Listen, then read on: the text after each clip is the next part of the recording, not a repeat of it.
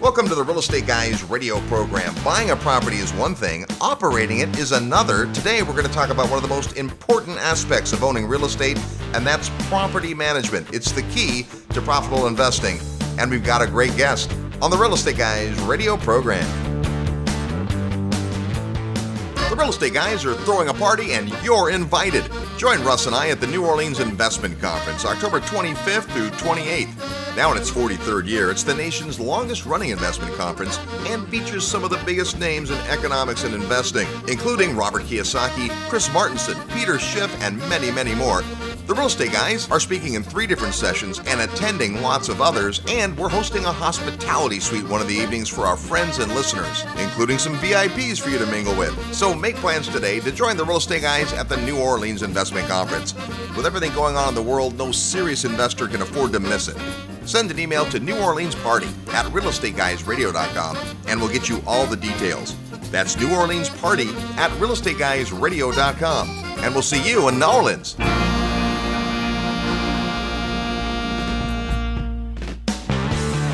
Welcome to the Real Estate Guys radio show. I'm your host, Robert Helms. With me, as usual, co-host, financial strategist, Russell Gray. Hey, Robert. You know, the glamorous part of real estate is finding the deal, picking a market, getting out there, kicking the dirt, going through a bunch of stuff and the numbers and going, man, this is the property I want. But when all the dust settles, at the end of the day, what really provides return is one of the unsung heroes of our business, probably the most important and least respected person in the whole food chain, the property manager. Well, I mean, it's because we forget what we're really here to do. We talk all the time about being focused and knowing what you're focused on. The business of being a real estate investor, or really acquiring wealth of any kind, is to accumulate the efforts of others.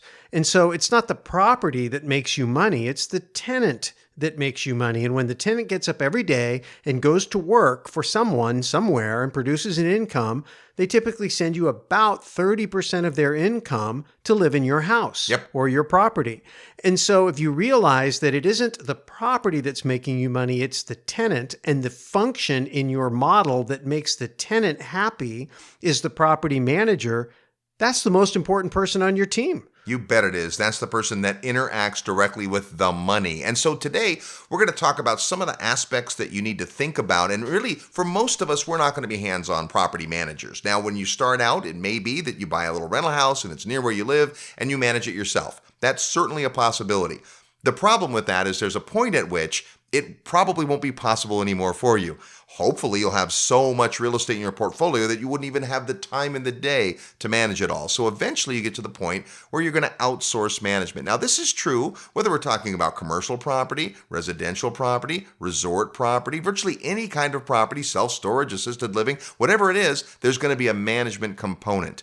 Most of what we'll talk about today will be residential oriented, but these same principles are going to apply to whatever kind of property you have. It's the fact that you need an arm's length professional to handle the financial part of your property for you. It's not an automatic, and I think a lot of people think it is. I'll just buy the property and it'll just automatically spit off cash flow. Right. It's like the idea you go buy a car and it'll just automatically always keep running, but it's not that way. You've got to maintain it. And your mechanic ought to be your best friend because you've got a big investment in that car. You rely upon it to do whatever you purchased it to do, take you back and forth to work, make deliveries, take care of your kids, whatever it is you purchased that vehicle for. And if you don't take care of it, if you don't maintain it, you are eventually going to have a degradation of quality and service. And so it's the same thing in your property. And the person who's responsible for that is, again, your property manager. Now, there's lots of different ways property managers work. So there's very, very hands-on where you don't do anything other than hand the keys to your manager and they do everything. And then there's I've got a property manager, but I make sure I vet the tenants myself, or I actually go collect the rent myself, but I've got someone I can call, right? There's all kinds of gradients of that. And that's up to you to figure out as part of your ownership philosophy of property.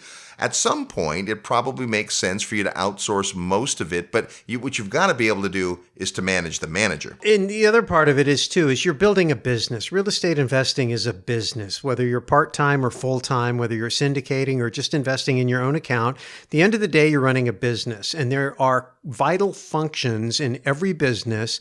And if you want to grow your business, and I think most people who take the time to listen to a show like this are interested in growing, then the important thing is to make sure that every vital function in your business is scalable.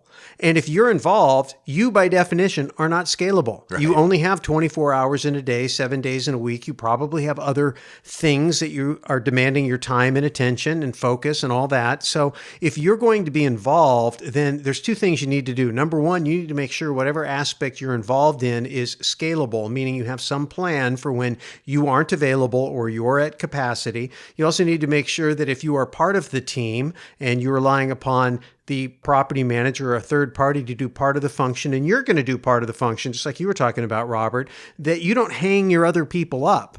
The other thing is to make sure that when you do decide to rely upon somebody, that they're scalable, that they have a plan for growth. Because if you put somebody in a position of responsibility, and let's say, for example, your machinery and your real estate investing business is such that you are going to go out and be in acquisition mode. I'm going to go find the deals. I'm going to get the financing arranged. I'm going to strategically pick the market, the neighborhood, whatever, and I'm going to add properties to my property manager's portfolio. I need to make sure that every time I put some more on his plate or her plate, that I don't cause a reduction in attention to the assets that are already on their plate. That's such a critical point. In fact, on our field trips, one of the questions you often talk about is a critical question to ask a property manager, and that is, what kind of an asset can I put in your portfolio that will be a win for both of us? Yeah, you want to hit them right in their sweet spot. You know, people specialize in the property management arena. You wouldn't take a single family home to a guy who specialized in managing hotels. You wouldn't take a hotel to a guy that specialized in managing self-storage. I mean, they're different niches. And so you have to, that's kind of obvious. You got to make sure you get the match made. But the other important question is who supports you and how? I mean, if all of a sudden I brought 10 properties to you, Mr. Property Manager, could you handle that? If all of a sudden your mother got sick or your wife or husband got sick or your kids got sick or you had some personal crisis, what happens to my properties? I mean, I care about you as a human being and I'm going to be gracious, but at the same time, I've got these very important assets and my customers, the tenants that are going to need attention. So what does that support structure look like? We saw this exact thing happen in a market we were very active in. We had a great property manager. Loved this guy. He was great. He was hands-on. He owned property himself, so he understood. He had his own tenants. He managed a lot of properties, but we started pointing to him, and before you knew it, he became overwhelmed, and he did not have the scalability that you talked about. What he had was a great system as long as he only had 40 or 50 houses. As soon as he had 200 houses, he totally imploded. So it's not that we're saying you have to hire a big behemoth management company. You just need to make sure the person you do hire has a plan. Well, let's put it this way. If you were going to travel from here to the moon in a spaceship, would you want to have only one source of oxygen or would you want redundant life support systems? I think that second one sounds better. Yeah, redundant life support systems. Cash flow is oxygen in any business. And if you're financed or if you're leveraged, which you probably should be in your property portfolio, you got loans, if you have a disruption in cash flow, you're dying. You don't last long with negative cash flow. So it's very important that in the critical function of property management and revenue generation from your asset, the cash flow, that you have redundancy. If the redundancy doesn't exist in the property management firm, create it yourself. You might have 2 or 3 sole proprietors, but make sure that they understand they're part of a team, your team, and that even though they might look at themselves as competitors, in your world, they're not competitors. One guy manages some of your properties, another guy manages some of your other properties. And at the end of the day, you've got a backup, somebody to call on, and everybody should feel like if you do it right, that it's in their best interest because now your regular property manager can take a day off, can get sick, can have a family event and know that you've got that thing covered. They should be responsible for that. But sometimes they're not, and you have to be responsible for it. So the point is just be aware that this is a critical function. You're going to want to have redundancies for these critical functions. You're going to have to create it if your property management team can't do it for you. Now, I want to go back to another point that we were talking about, and the idea of who supports you and how, that is great. But before that, this idea that rather than go out, find a market, buy a property, and then look for a property manager who then says, oh my gosh, why did you buy that? Right. The idea of asking your property manager, what can I put in your portfolio that makes sense for both of us, is I've identified a market, I like the basic area. I like what the market is telling me from a demographic point of view, affordability point of view,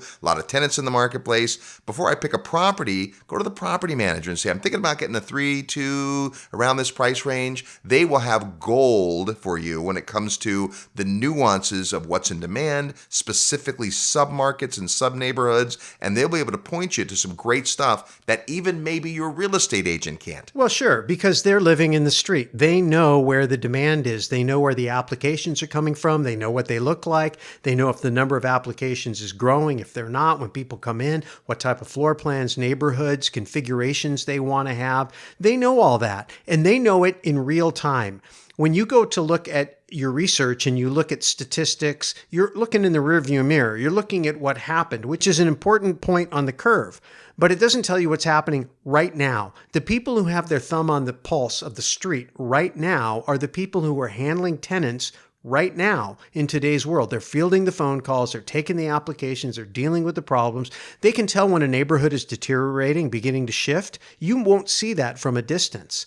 And by the time you find out that you need to maybe move out of that neighborhood because it's not giving you the kind of future that you were looking for, because neighborhoods change, your property manager is going to be the first person that sees that. And they're also going to know when a neighborhood is beginning to shift the other way. Yep. Because they're going to be able to see, for example, when an area is beginning to get more demand and people are beginning to get priced out, and the good tenants, the working class folks that kind of paid that middle of the road rent, or maybe the lower middle of the road rent, but good quality people, good working class people, all of a sudden can't afford to live where they were living. They're going to start moving into other areas that are more affordable. Those areas might be a little rougher when that migration starts, but as it continues, they will eventually bring the quality up, and you can be at the front end of that curve if you're paying attention to what your property manager is telling you.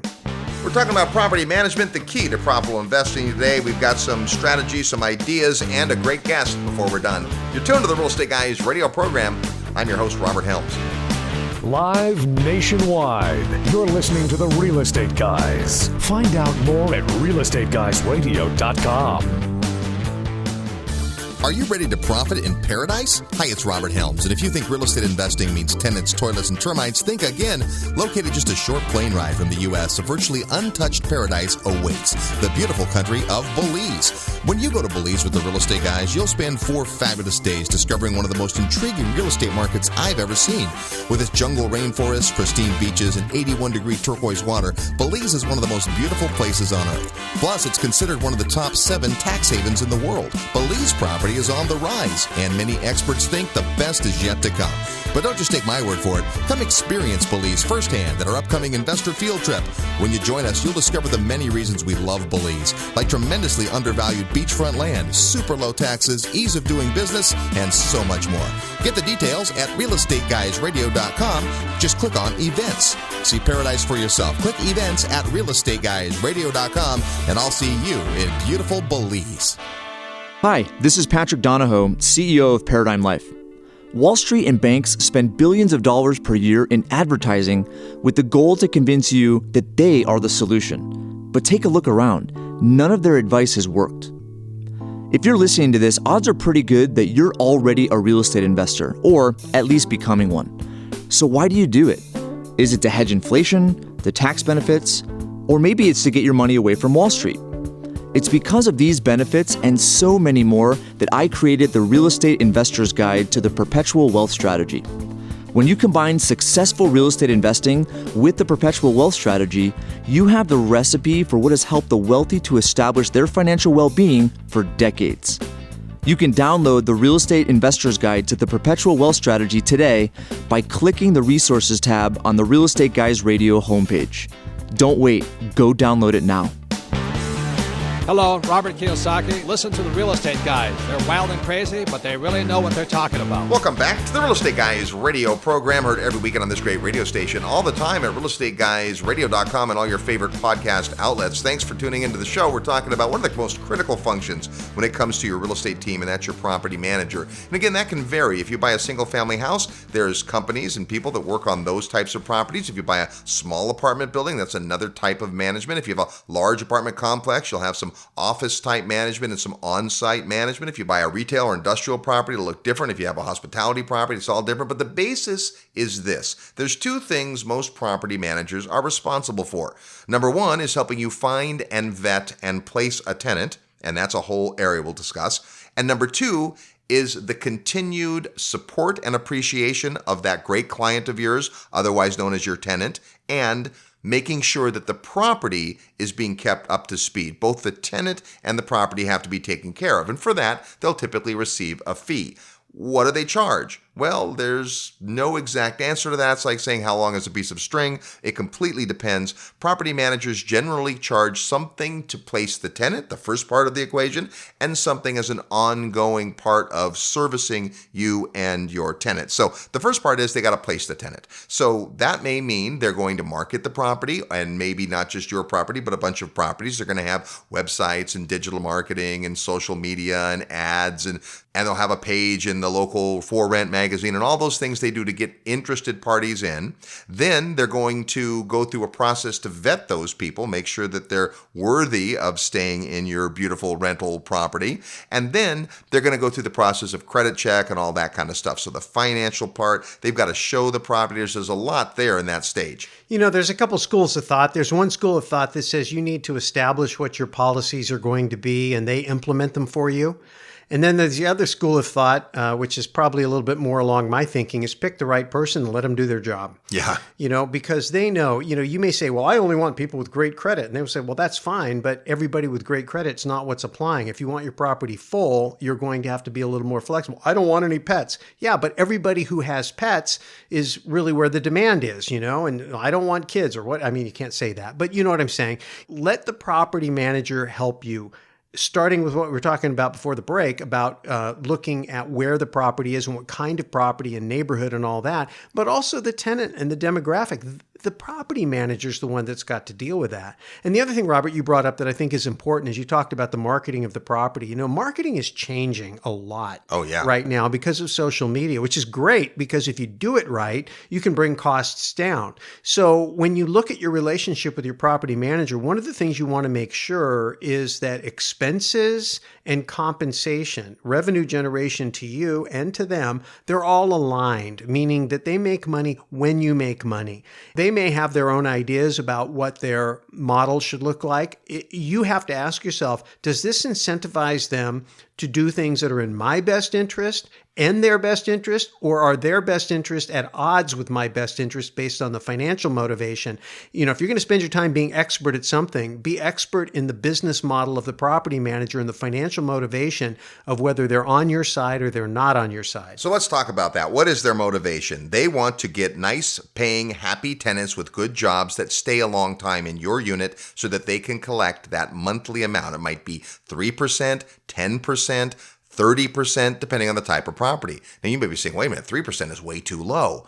Well, no, many industrial buildings and big retail strip centers have those kind of numbers. You may be saying 30% is too high. Well, no, overnight accommodations, things that are like hotels and resorts, they have 30, 40, 50%. So it's not about the amount. It's about how does that expense compare to your return. You don't want to shop for a property manager based on price, but there's a couple of things they're after. They're after that recurring revenue just like you are. So you're aligned in that point of view. Now, what about acquiring the tenant? Well, typically your property manager might say, well, we charge a full month's rent as our fee to put a tenant in your property, and we guarantee that tenant for a year. Now, they can't really guarantee the tenant, but what that typically means is if for some reason the tenant signs a lease but moves out in the middle of the night, they will replace that tenant at no additional charge. Yeah. Sometimes it's a half a month's rent. But what you want to make sure is that they don't have a big incentive to move new people in all the time, to churn your unit. So make sure that the incentive is mostly in the monthly. We had a property manager in a big market who decided in his infinite wisdom as his company was growing, I don't know if you'll probably remember this, that he was going to have a $100 minimum charge whether or not the unit was full. And we said, absolutely not. You should only get paid as the property manager if there's someone in the unit. You should have the same incentive I do, and I'm happy to pay you to get me a great tenant, and I'm happy to pay you every month as they stay and you help satisfy their needs. What I'm not willing to do is to take all the risk and be out $100 or $50 or $10 when the place is empty. It just doesn't make sense. We talked through it, and his reason for doing it made a lot of sense to him. As soon as he bounced it off of a couple of his clients, it was very clear that that dog wasn't going to hunt. Yeah, well, I mean, everybody negotiates from their own perspective. A good negotiator will understand the other person's perspective and look to get a win-win. You need to be aware of what their wants, needs, desires, goals, and objectives are as far as their business goes, and you want to be supportive of that. That's why I say let the guy or gal do their job. Don't tell them how to do their job. Just hold them accountable to doing it. Well, that's a big part, the accountability part, because often there are hidden profit centers in the property management business. This isn't all bad, but you just need to understand it. One of the big debates, and we'll ask our guests about this, is do you hire a property manager with in-house repairs? Also known as fixed overhead. Well, yeah, but we go lots of great managers that here's their argument. Hey, I've got a team that I can put on that job this minute. I've got someone on my payroll. They don't answer to other people. I don't have to wait 5 days or 5 weeks to get their best effort. I can send them in a truck right to Home Depot, pick out what needs to be done, and have it fixed this afternoon. The challenge, and your joke about the overhead, is that if I've got guys sitting around not doing anything, there's the perhaps tendency to go, hey, go out to that property over there on Main Street and fix something, right? We need you to be busy. Yeah, well, we need to invoice the owner so that we can create some revenue to pay your salary. Right. Where the other philosophy is, no, we're not going to do that. Instead, when we need something, we'll outsource it so you're not paying any of that overhead. Now, our guest is a pretty masterful property manager, so we're going to ask him about his take on that. But that's just a question for you to ask the manager, and then follow it up with the most important question. Well, why do you do it that way? Yeah. That's what you want to understand, and they may have a good argument for it. So, but there are costs. Now, typically, most property managers are going to have some sort of upcharge. If they have to hire a third-party contractor to fix the AC, and it's in a state several states away from you, so you're not going to go do it, then they're going to take the bill and they're going to upcharge it by 10% or 15% or 5%, and that might be perfectly reasonable. They've got costs and arranging all of that. They've got payroll they've got to meet. Just make sure you know about it. If there's any other sources of income, you want to make sure that it's transparent to you. Yeah, because if you understand their model, then you can begin to look for clues that maybe you're being abused. And, you assume that someone's good until they give you a reason to think otherwise. If they have a bad reputation, they don't come highly referred, or they can't show you some type of a track record, maybe you don't even want to engage them in the beginning. But once you have, and you've gone through that process and you feel like, okay, this person has the potential to be pretty good, then especially if you engage them before you've selected the property and they help you select the property, they have a high motivation to perform because they're the ones that helped you pick the property and they've tenanted it. So I'm a big fan of that too. But the point is, you need to understand their model and their motivations to both be on your side and potentially to not be on your side, so you know when you should dig a little bit deeper. Well, I think this also dovetails into this important concept that I just mentioned earlier, but it's this. The last way you ever want to pick a property manager is by price. Don't pick the cheapest property manager, because here's the thing. There's got to be enough meat on the bone for them to have the incentive and the resources to get up every day and do a great job for you. If you whittle their fee down through your expert negotiating skills, you might talk yourself out of return. If I'm your property manager and I've got 100 units and they're all paying me 8%, and you've talked me down to 7%, when I wake up in the morning and I say, who am I going to really get excited about working for? It's not you. You're the last person on the list. And having said that, you don't want to overpay for property management either. So just make sure you understand the value proposition. So I have one other quick comment on that, because the tendency when you have a really, really great tenant and they're in there and they pay their rent on time and you're thinking to yourself, oh my God, this is easy money for this guy. Yes, it is. And if you get in there and you try to begrudge the guy the easy money, then when you have the hard problem where he's not making any money, that all kind of comes out in the wash. And so, again, you want to be happy for other people's success. I think that's an important philosophy. You may not have that philosophy, but Robert and I are big believers in abundance. We're big believers in win-win. We just think that if people are on your side emotionally, that you're going to end up getting a better result typically. And the thing is, you just don't want to begrudge somebody's success, because the question is the response to me, if somebody came to me and says, hey, you know what, you've got this tenant in there, he's never giving us any trouble, the rent just comes in like clockwork. And I would say, oh, I'm sorry, would you prefer me to turn your property 2 or 3 times a year? Would you like to have problem tenants? Is that what you want? I can find you somebody else. Yeah. I mean, I did a great job and brought you a great tenant and great cash flow. And now you're coming trying to get in my pocketbook for doing what you hired me to do at the rate you hired me to do it. I mean, to me, that makes no sense. If that person's that good, you want them to be happy. Absolutely. And not only that, you want to look for ways to help them in their endeavors. Refer other great investors to them. Let them get a good body of business. Not so they get so busy they can't help you, but if you've had the scalability discussion we talked about, then absolutely spread the word. That's one of the best ways you can help those folks, is to bring them more business. Well, sometimes you'll find somebody that is either fairly new or they're on their way up or whatever, and they're great. They're great to work with. They're honest. They're ethical. They communicate well, but they haven't quite reached that economy of scale where they can have an in-house team, where they have redundancy, they have backups, they have some of the things you want to have. You can help them get to scalability by bringing them referrals. You don't always have to pay somebody more to bring value to the relationship. One of my favorite ways to compensate somebody for doing a great job is to just give them referrals, because it doesn't cost me anything to do it. And it provides tremendous financial value to the supplier, in this case, the property manager. It also provides tremendous value to the person you're referring. Right. If I don't know the first thing about property management in an area, but I like the area and you're an investor there and you refer me to someone that does a great job, that benefits. It's a win-win-win all the way around. Your manager's going to look at you in a great light. They're going to have more business from it. It's all going to work. But it is critical that you understand their business model and make sure it's a good referral. We know of a property manager that does primarily single-family houses, but also has a couple of small apartment buildings. Generally, I would say those are 2 different folks, 2 different firms. But in this case, he's able to do it pretty well because he understands both spaces.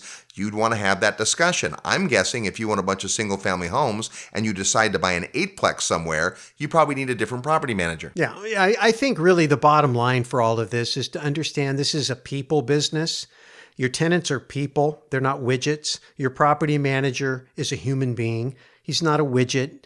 And so even though you're pushing numbers around and trying to create a financial result on your financial statement, which is great, these are human beings. And if you treat them like human beings, if you care about them like human beings, if you want to see them be successful, then some of their success will become part of your success and you can become successful together. So just don't ever forget that these people are human beings with dreams and goals and aspirations. And if you can help them achieve those goals, then they're going to be loyal to you, probably, and you're going to have a brighter future together. Hey, before we're done today, we've got a couple of resources for you to learn more about property management. Make sure you get your head around this, especially if you're new to real estate investing. When we come back, we're going to play real estate trivia, give you a chance to win a great prize, which has something to do with property management, and you'll meet our guest today on the Real Estate Guys radio program. Real estate investment advice right in your mailbox. Sign up for the free Real Estate Guys newsletter at realestateguysradio.com.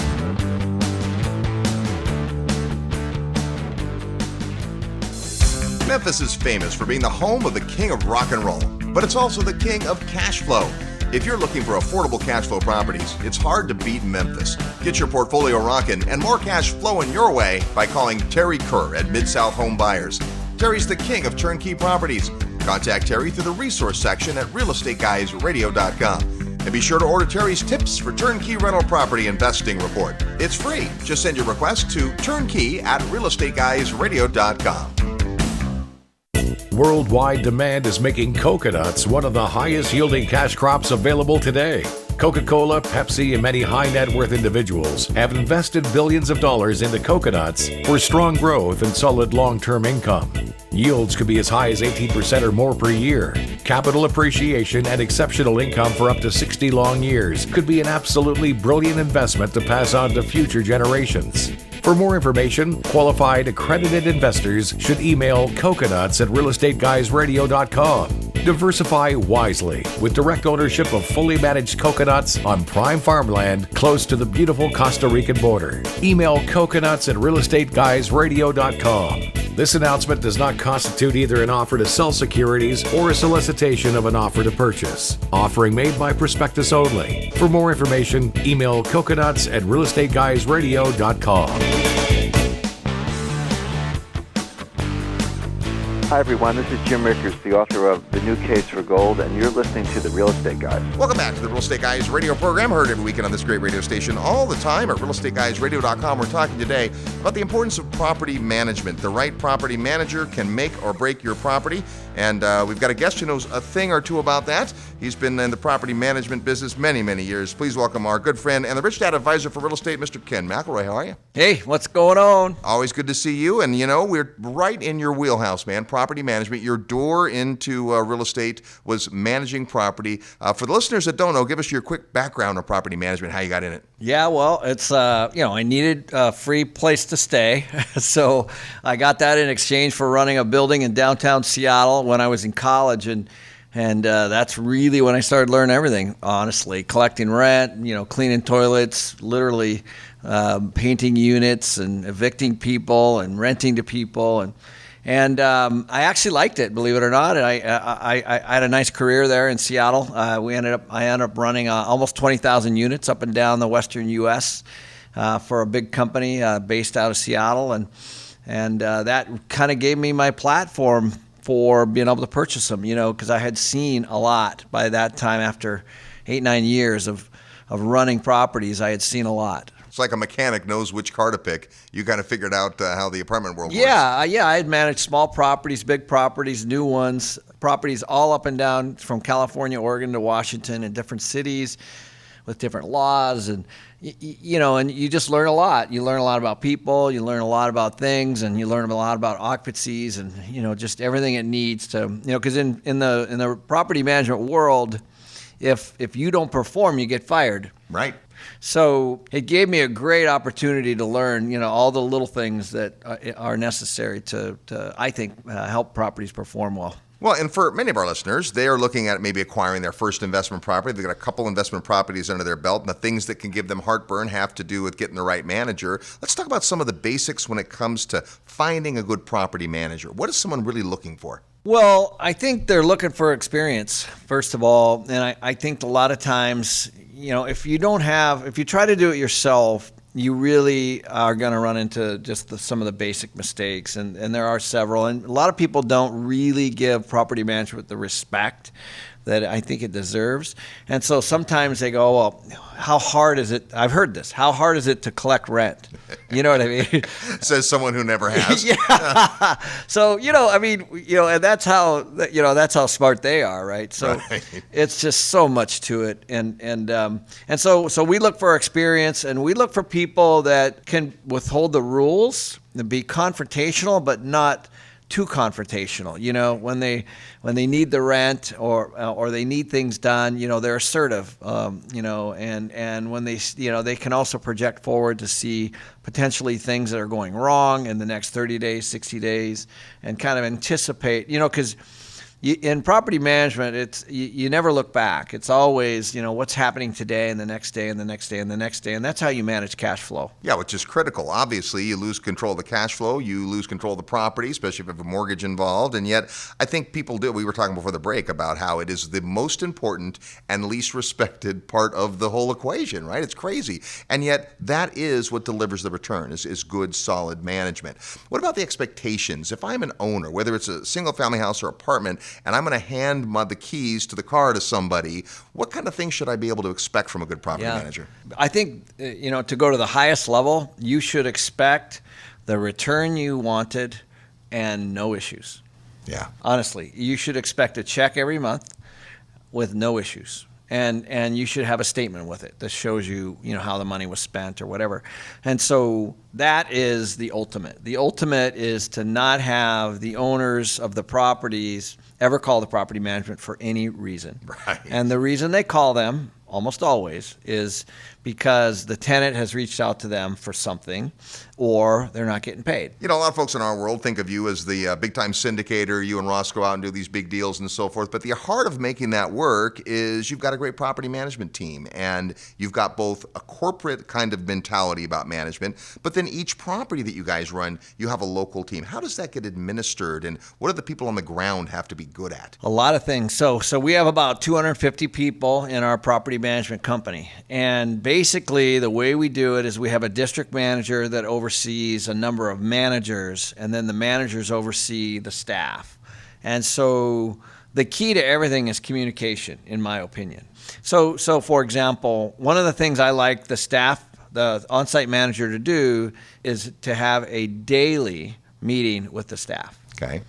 Even if it's 15 minutes. Just before they open, they sit down and say, okay, on the maintenance side, we got these 8 or 10 units. We got these people moving in. On the, we have these kind of things that are still hanging out there on let's say, maintenance requests from the day before. We have the landscaper doing this issue over here. On the leasing side, it might be, hey, we want to try to move these units today. We're gonna do a discount on these, but not on these, or whatever it might be. The team works together, because if the leasing agents, if they lease something that's not rent ready, it puts a stress on the whole system. And so there's a coordination of all of that, and it has to do with delinquents and the vendors that come in, the residents, and there's resident parties, and there's all kinds of stuff that goes along with it. Right. Now, I know there's a lot of different schools of thought. There's certainly the school of thought in property management that, hey, we'll outsource everything, and that way we don't have to keep our crew busy. And then there's the other side is, no, we want to have an in-house crew so we can respond quickly. How do you guys deal with that equation? Yeah, I believe that you got to go to the resident, and you got to look at them. So people try to fit, they forget that they're the people that pay everybody. Right. So the resident has to be handled quickly. So most issues, vacant unit, you've got some lag there perhaps if it's not rented. Yep. If you're in a really, really tight market, you have no lag though, right? If you're in a soft market, you might have a week or two to turn a unit, but most of the time we try to turn them in 1 or 2 days. But it basically boils down to the tenant. And I think one of the biggest issues that a lot of people do is once people move in, they forget about them and they focus on the vacancies. And so really, if they focused on the residents that live there, then they would create more of a retention platform for them, and they would stay longer. That it's almost like like when you have a bunch of clients or a bunch of business in any business, a lot of times people forget how valuable they are, and they're always chasing new business. Right. It's the exact same thing in a rental business. Are you so busy acquiring a new client that you're not taking care of your current client? That's right. And so for me, if somebody has an issue in a unit, it's a big issue. It has to be handled immediately. Yeah. Period. So whatever that takes. So if that's in-house or it's not, you just have to weigh that. And because if somebody calls you with an issue, and it could be a neighbor, it could be anything. If it's not handled, that's part of resident retention. They're like, okay, this owner is not very responsive. We're going to move somewhere else, right? It could be a dog, it could be a kid, it could be a maintenance issue, it could be whatever. So I think it all goes back to the residents that live there and pay you, and they're the ones that you don't have to kiss their butt, but you have to be responsive to them on their needs. And then what will happen is you'll build a relationship with them, and they'll renew, and that's what you want. Because it's a lot easier to renew somebody who's living in your place than it is to clean it, turn it, put new carpet in, do the maintenance, put an ad in the paper, and then rent it and pay a commission to a realtor. A lot easier just to go build a relationship with the people that are there. Absolutely. And that's a great key. The two most expensive things we have in buy and hold real estate, turnover and vacancy, and someone staying in the unit eliminates both. So what are some of the things that you've learned over the years about client retention? Obviously, it depends on the market, and this is a great thing. Take good care of the client. Sometimes the market is soft. There's ways you can retain clients. Sometimes the market is red hot. But just from a philosophy point of view, how do you make sure that you get a tenant to stay as long as possible in the unit? Well, we have a lot of things that we do. One of the things that we do is we have what we call a touch system. Every single month, somebody has to reach out to every resident that we have. Doesn't matter how. So it could be through maintenance, it could be through a party we're having, it could be something that we give them. It doesn't really matter. We have that. But then we also go way back to, we start to build a whole program around resident retention that could start 6 months before. So it could be something we send them, hey, your lease is going to be up in 6 months, or hey, it's going to be up in 3 months, and you start to build a communication with them way in advance. Yeah. And most people don't do that. So it's just communication. And I think what happens is the excuse that you hear mostly is, they moved out to buy a house. So it's never, they didn't like the manager, or No. something happened. That never happens. Yeah. So one of the things that we did is we actually hired a relationship manager here at our company, and her entire job is to call and email all our move-ins, every single one. Wow. And it's a lot of work, but she has an incredible job and she used to be a property manager, and so she understands. But if the people move in, let's say, and they're unhappy with the move-in process, we get told. If they move in and they're really happy, we get told. And so we're handling everything. We're hoping to handle everything, but we're also a voice for all the residents that can call the corporate office at any time. And so the way we position it with our staff, because a lot of staff in some cases they're a little intimidated by that. Right. It's like they feel like they're being watched. Guest is going to go over their head. Yeah. And they are, by the way. So just to be clear. Yeah. So I'm like, yes, next. Yeah. So, but the truth is when you have 250 people and you're trying to move them all one direction, everybody has a bad day. Sometimes they come in, and sometimes they're not the nicest, and sometimes they're not handling things, and sometimes they have other things going on in their lives, and we do need that secondary gap, because the attitude of the manager can be the difference in significant occupancy. Based on how they're running their staff. It'll show up in turnover. It'll show up in resident turnover. It'll show up in staff turnover. It'll show up in vendor payments and all those kinds of things. So you really do have to run these things pretty tight. You have to visit them every week. You have to have, there's a lot of moving parts every single week at every single project. Well, like any business, it's competitive, and you're not going to pretend for a minute that these potential tenants aren't looking somewhere else, right? So you got to get their attention when they walk in the door, but then the minute they move in, you got to make sure you're reinforcing that so they stay longer. That's right, and they'll stay at a place that's maintained, and they'll stay at a place that's communicating and well run, and the management's professional and all that stuff. And my experience is that most people, you can't really stop people from moving for buying a home, let's say, or maybe they got a relocation of a job, or maybe they got divorced, or whatever that might be.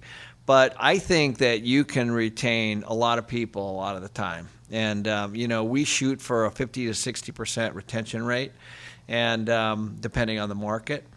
But, in some markets we get it, in some markets we don't get it. But it just completely depends. At the beginning of the year, we had you on the show, and we talked about looking at this year, 2017, that, it's a competitive time. This isn't the year that you guys are looking at acquiring a lot of assets, but it is a time to kind of hunker down and focus on your tenant and the reason that you have the income you do. If someone is looking at making a change in property management, let's talk about how that process looks like. You buy a small apartment building and it's not working. And to your point, if you don't do a good job as a manager, you get fired. But it's always the existing manager's fault. But you've got that whole transition period. Do you guys take over projects anymore? And what does that look like in that transition? Yeah, we haven't done that in a long time, but I've done it a lot. Usually what happens is the management companies are out chasing accounts, but the property rises and falls based on the staff that's there. Yeah. Period. It doesn't matter the name of the management company. In most cases, if you've got a really, really good manager at the property and they're being managed well and they're communicating well, it doesn't really matter. But we've taken over lots and lots of properties over the years, and almost all of them have come to us because of what we talked about in the beginning, which was the owners weren't getting their checks. And so what happens, though, is when you take over a property that's been run poorly, it usually takes a time to unwind all that mess. Sure. And so it can actually get worse in, 3, 4, even 6 months, depending on the size. Well, we've watched you guys do this a bunch of times. That's an attraction sometimes to you when you see a property that's been managed into the ground, but it's not like you walk in on day one and instantly it's better. Right. Well, we had a property in San Antonio. It was a big one, 680 units. There were 350 vacants when we bought it. And then in the next 4 months, there were 100. There was 100 more. Yeah. So we had imagine that we had 450 vacant units at a property at one time. But truly, if you have the right team and you're turning those units and you're renting, to good people, that's another big key. Obviously, is putting a good tenant in there. And somebody who does pay, right? Because that's what they said they would do, at least. Well, it's actually one of the most important things, right? It's that ounce of prevention by getting the right person in. I know you guys do a lot when it comes to screening and all that. That may vary by jurisdiction too, but what are some of the keys there to making sure you do get that right person? Yeah, well, so we run a criminal credit background check on every person, and then we also run a sex offender check on every person. So it's pretty black and white. I mean, people come in and they have terrible credit and they've been, let's say, evicted multiple times. We probably would pass on that kind of a person, right? But by law, we can not have a felon move in, and we cannot have a sex offender move in. Yeah. And we can set guidelines on what we want. And my experience has been, this is very interesting, but my experience has been the minute that you actually hand the application to the person across the desk, and let's say they have all that stuff going on, they don't even tell you, of course, they won't come back. They'll just go to the next one. Yeah. So, I too many times I've seen it. They'll come in with cash, $3 or $4 grand, and they'll say, hey, we just want to pay first and last right now, and we need a place by the weekend. And sometimes they move them in. Right. And, and that might be the last time they ever see it. Or if they take it in a check, that's even worse because, that I've seen that happen. They'll pay them a couple grand in a check, they'll move in, and then that check will bounce, and then, it costs them a lot of money to, try to move them back out. And there's certain states that are really, really, really tough, like California is really, really, really tough. Notice you guys don't have too much in California. Yeah. And it's not just because of the landlord-tenant laws, but you're right. It's, we're primarily, Arizona and Texas are pretty landlord-friendly. They're tenant-friendly too, which is a good thing, I think. But they're, if somebody doesn't pay their rent, you should be able to get them out and turn it and move on, right? But there's some states that are a lot harder than others. Well, absolutely. And your staff needs to know the law. So how do you train the folks who are on the ground dealing with the tenants about when there's changes or any of that? And not only from the law point of view, but the market point of view. Yeah, well, we have a whole education company. It's called MC Education, and we have classes and certifications and different things from maintenance to leasing to accounting and all that. So we have that's a long, complicated system and project that we have, but every single person goes through it. It's just come from years and years and years of experience. But also we're very active at the local levels with the apartment associations and the national levels too. And there's a lot of education out there, and we push that really, really hard. Yeah, absolutely. And when you increase your portfolio and you go from single family houses to small apartments to ultimately you're in the larger stuff like you guys are, a couple hundred units, the lender's going to require you have a good third party management in place, and they're going to vet that person as well. So at some point it becomes self-evident. But when you're just starting out and you think, well, I could save 8% or 10% by renting it myself, that could be a recipe for disaster. It could be. I don't want to make it sound incredibly complicated. I mean, truly, if you have the time and really, truly have the time, if it's not really just about saving the money, right? If it's about the time and you really can show up, you can learn a lot. You can find people to help you through the process, and you can manage your own properties. But if you're, I heard this the other day, if, a woman that lives in Chicago and she's trying to run, a bunch of condos that she bought out here, and she's flying back and forth, and she doesn't want to pay a realtor to help, and she doesn't want to pay a property management to help. Well, that's just a recipe for problems, and I mean, she it's a woman. She can only be out here, every so often. Right. Costs her to come out here. She has to rent a car. She has to get a hotel. And not everybody's home, and it's just, there's a lot. I mean, it's a boots on the ground business, and if you can find somebody to manage that for $100 a month, it's well worth it, because you can just pick up the phone, and then you can focus on other things. But if you have the time, it's not a bad business to learn. Well, it is a great learning curve. In fact, I've often said that absent any reason otherwise, like full-time job or anything, just running a couple of rental units for a year or so, you're going to learn most of the game by doing that, and probably decide it makes sense to bring someone in to do it for you, right? Or as I like to say, life is actually too short to manage property. That is true. But somebody has to do it, and you do a great job. Thanks for your insight today, and it's always good to catch up with you, my friend. Yes, love being on the show. Thank you, guys. There's Kenny McElroy. More when we come back, and a chance to win one of Ken's books on real estate trivia next. You're tuned to the Real Estate Guys radio program. I'm your host, Robert Helms. Need help with your real estate investment portfolio? Check out the resources page at realestateguysradio.com. This portion of the Real Estate Guys radio program is brought to you by International Coffee Farms, where you can own a parcel of land in your very own specialty coffee farm in Panama for as little as $15,000. Here's how it works. Deeded half-acre parcels entitled Specialty Coffee Farms in Boquete, Panama are turnkey managed professionally on your behalf by a team of local experts. Sustainable average income is estimated at 12%, and cash flow can begin within 12 to 15 months from the date of your parcel ownership. International Coffee Farms' mission is to own and operate specialty coffee farms that are economically, environmentally, and socially sustainable.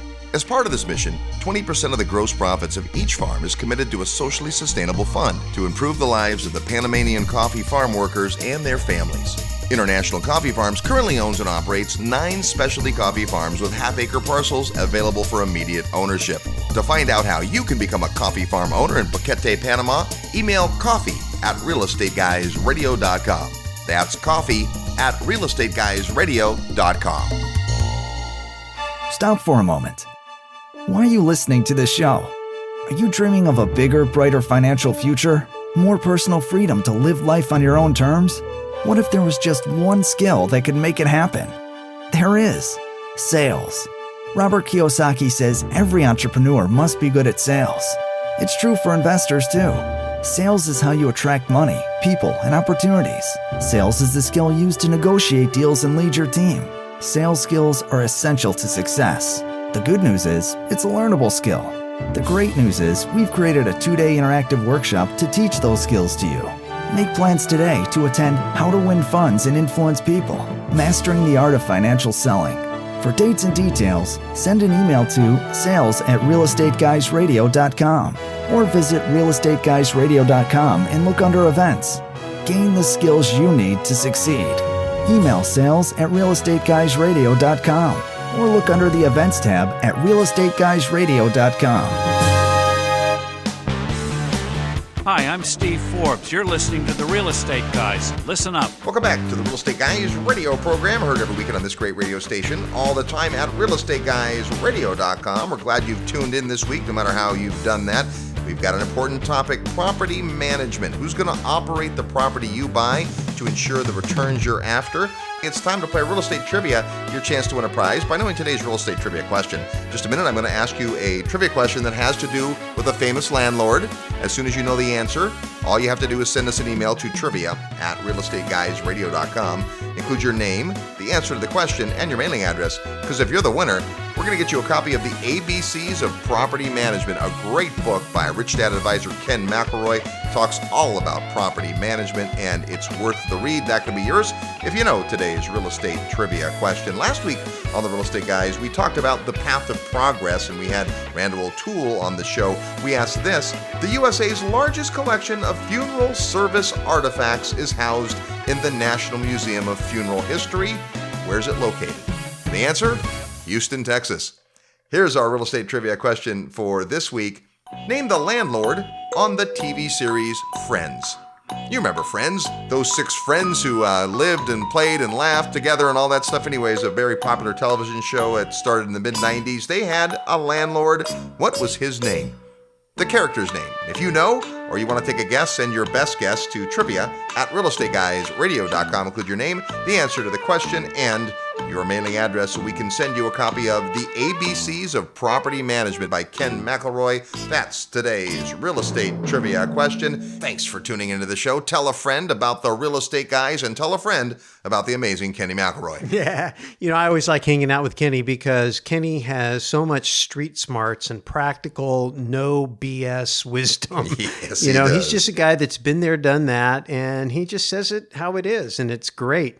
But the other thing I love about him is he's always looking to learn. We got a chance to talk a little bit off mic, and he was just talking about how he's really been studying social media. And the last time we had him on the show, he was talking about how his company had really gone out and begun to study the use of social media as a way to be better and more efficient in their marketing of their units. I brought that up previously. That's, I think, what you need to be doing. I think, in any business, even a business that is kind of tried and true and plain Jane, bread and butter, the way real estate investing is, especially at the residential level, even though it's a basic business and easy to understand, technology is also making a difference there. And not just technology, but there's always staying up to date on, legal trends and how the state of the practice and demographic trends and what people are looking for. There's so many factors that go into being great at whatever you choose to do. And when it comes to somebody who just really puts a lot of effort into honing his craft and being well connected, being curious, it's Ken McElroy. The guy's just brilliant. Yeah, absolutely. And seat in the saddle for a long, long time. Understands the property management business, the insides and outs. So a great resource for additional study would be his great book. If you didn't win it this week, go out and get the ABCs of Property Management. Really is a primer. If you're brand new to real estate investing, I would start there. A couple things to be aware of when you hire a manager. Laws are different from state to state, and different states have requirements. In most states, you must be a licensed real estate broker to own and operate a property management business. Doesn't mean that everybody who purports to be a property manager is actually licensed, so that's an easy thing to check. You also want to know, at what number of doors do I need an on-site residential property manager? Because that can vary greatly. In the state of California, for instance, when you have 16 units or more, you need to have an on-site residential manager, someone who lives in the property.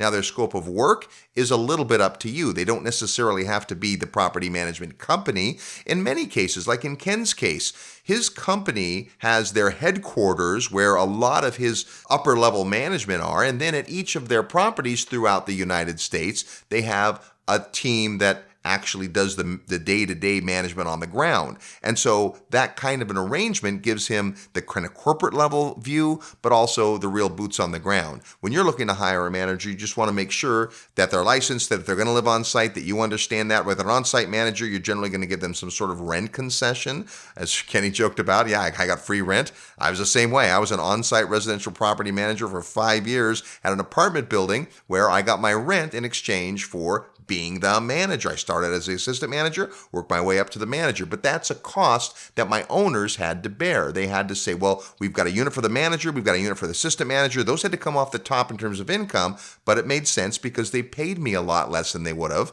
if I didn't live on site. Yeah, and of course the customers, the tenants, got better service because somebody was actually there on site. One thing to think about also is this, especially if you're going to be an out-of-area landlord when you're in a different state, is understanding that you're going to need a real estate attorney who knows the local law. And the other thing to think about, and most people don't think about this, is have your insurance attorney review your liability as a property owner in the state with respect to your property manager. Because we had an insurance attorney do a show with us a couple years back, actually, and brought up this notion that when the property manager has employees, staff people that are doing maintenance or whatever, that you potentially have a liability as an employer, even though you're employing them through your agent, the property manager. And so you want to make sure your insurance policies accurately protect you from the liabilities that you have when you are running on-staff people at a particular facility. Hey, another great resource to consider in our reports section of our website is Terry's Tips for Happy Tenants by our good friend Terry Kerr. Terry is also a great property manager, has lots and lots of units in Memphis, Tennessee. He's got a great report for you with some really cool ideas, things we didn't get to today. So to get a copy of that, all I have to do is send an email to happy at realestateguysradio.com. The report's called Terry's Tips for Happy Tenants, so happy at realestateguysradio.com. You know, if you heard the show for any period of time, you've heard me say that when you buy a property, you're not as interested in the tenant in the property as the line of tenants waiting to rent that property, and that's true, but the misconception of that mindset is that, there's so many tenants, I picked such a good property, such a good market, there's so many tenants. Buy in a place where there's lots of tenants who would be interested, but treat every tenant as if they were gold, because at the end of the day, with the help from the property manager, they are. Hey, thanks for listening to the show today. Big thanks to Ken McElroy for sharing his wisdom and his time with us, and until next week, go out and make some equity happen. This episode of the Real Estate Guys radio show is brought to you by Paradigm Life. Powerful cash management strategies using life insurance. Learn more at beyourbank.com. Mid-South Home Buyers. Low-cost, turnkey cash flow properties in Memphis, Tennessee. Corporate Direct. Asset protection strategies for real estate investors. From attorney and rich dad advisor Garrett Sutton. Find these and other great companies under the Resources tab at realestateguysradio.com. To learn how you can expose your product or service to the Real Estate Guys audience, call 888-489-7723 extension 4. That's 888-489-7723 extension 4. Or use the feedback page at realestateguysradio.com. Thanks for listening, and we'll see you next week right here on the Real Estate Guys Radio Show.